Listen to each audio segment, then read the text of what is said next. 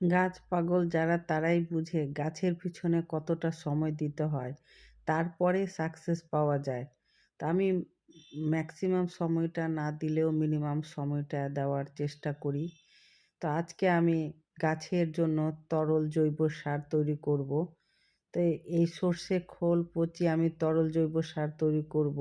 সর্ষেটা সর্ষের খোলটা ছিল আমার প্রায় অনেক দিনের আগেকার পুরানো। আমি মানে টাটকা খোল দিই না, গাছ মরে যাওয়ার চান্স থাকতে পারে। এইরকম আমি ৭ দিন ভিজিয়ে রেখেছি জলে।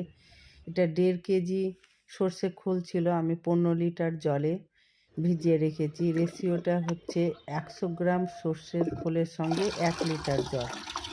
এভাবে আমি বারবার নাড়াচাড়া করে খোলটাকে প্রতিদিন আমি নাড়াচাড়া করেছি লাঠি দিয়ে, যাতে ঠিকভাবে সর্ষের খোলটা ভাবে মিশিয়ে যেতে পারে আর পচে। এবার একটা ২০ লিটার জলের ড্রামে, রঙের ড্রামে আমি জল নিয়েছি। তার সঙ্গে আমি ২ মগ এভাবে সর্ষে খোল পচা সারটা আমি দিয়েছি। কারণ ১ মগ জলের সঙ্গে ১০ লিটার জল। এভাবে ভালোভাবে মিশিয়ে প্রতিটা আমার ছাদ বাগানের গাছে মোটামুটি দিয়ে থাকি, কম বেশি। সব গাছেই দিয়ে থাকি। আমার কোনো বাড়বিচি নেই। প্রতিটা গাছেই দিয়ে দিই। শীত শেষ হয়ে গিয়েছে, প্রায় শেষ হতে, তার জন্য আমি প্রতিটি গাছের খাবার এভাবে দিয়ে দিব। এটা আমার গাছের হরলিক্স এর মতন কাজ করে, মানে সব কিছুতেই দেওয়া যায়।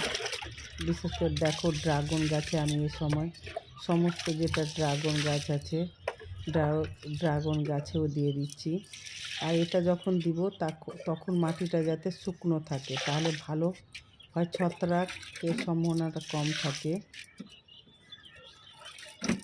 আর গাছটা খাদ্যটা ঠিকভাবে শোষণ করতে পারে। এই যে সবগুলো গাছে আমি টবে যতটা গাছ আছে সবগুলো দেয় এইভাবেই।